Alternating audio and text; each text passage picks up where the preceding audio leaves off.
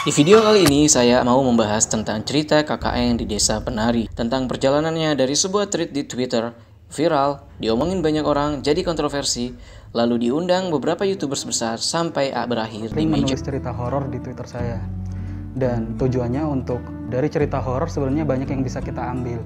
Dan waktu pertama kali saya dengar cerita KKN ini, saya pikir ada satu bagian yang ingin saya bagikan. KKN di sini adalah kepanjangan dari kuliah kerja nyata, yang artinya pengabdian yang dilakukan oleh mahasiswa yang sesuai dengan bidang keilmuannya, tapi harus dilakukan di lokasi tertentu. Desa Penari adalah tempatnya. Menurut penulis, ini bukan nama desa sebenarnya. Kayaknya nama ini diambil selain upaya eye-catching, juga mendukung unsur mistis dari intisari cerita ini. Menurut penulis juga, cerita KKN ini adalah kisah nyata yang diceritakan oleh teman dari ibu si penulis.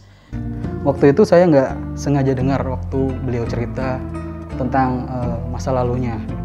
Bahkan, sampai hari ini, penulis juga masih merahasiakan nama, tempat, dan peristiwa cerita ini berasal.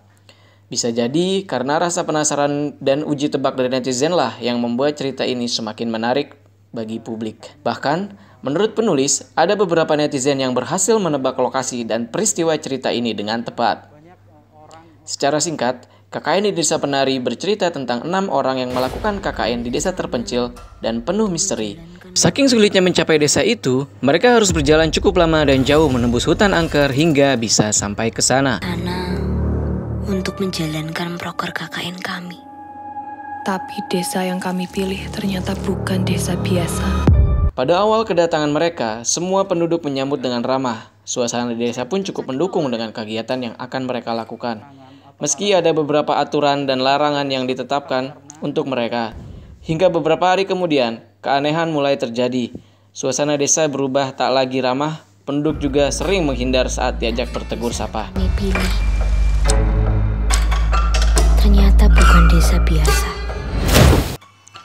Semua itu terjadi saat 2 orang teman mereka melanggar sebuah larangan yang fatal.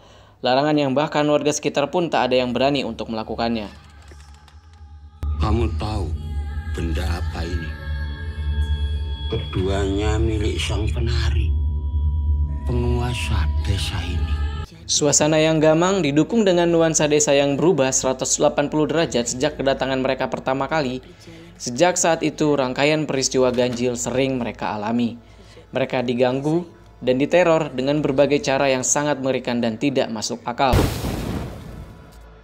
Luweh apik. Awakmu gak usah melok-melok. Mereka juga mengalami banyak kejadian-kejadian yang sangat bisa membuat mereka ketakutan.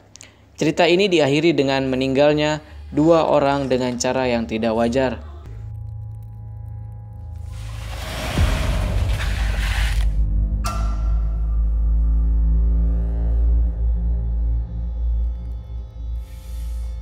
Toh, percaya aku sekarang.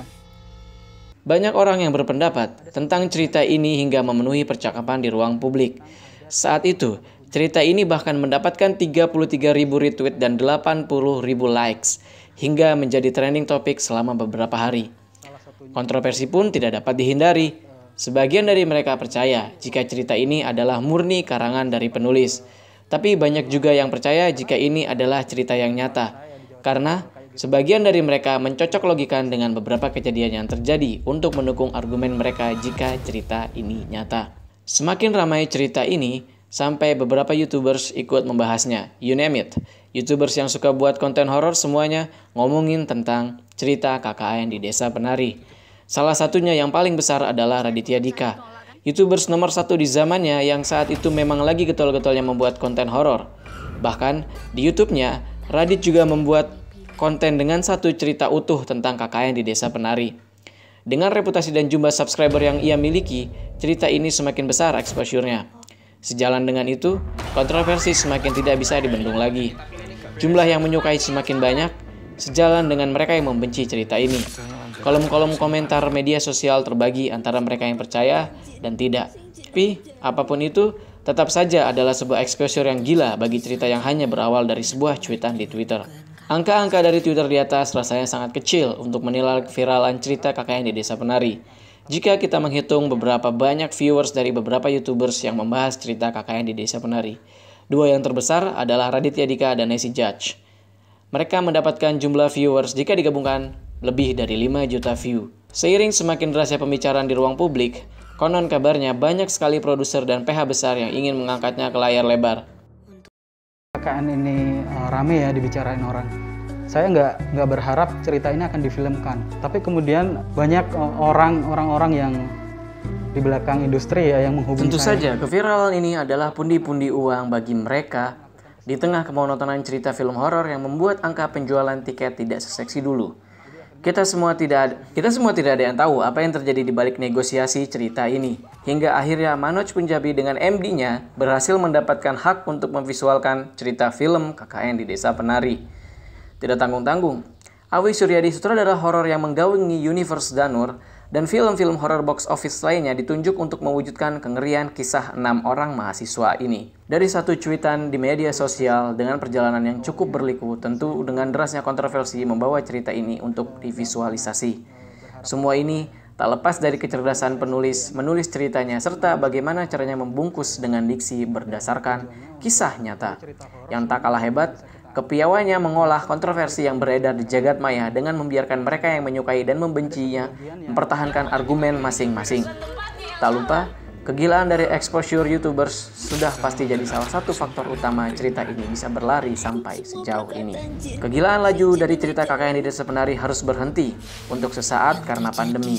Hari ini, 2 tahun setelah pandemi, akhirnya film ini bisa untuk kita nikmati. Sampai jumpa nanti di lanjutan video tentang KKN di Desa Penari. Ciao. Bu, titip arek-arek ya. Saya mboten saged nolak kan.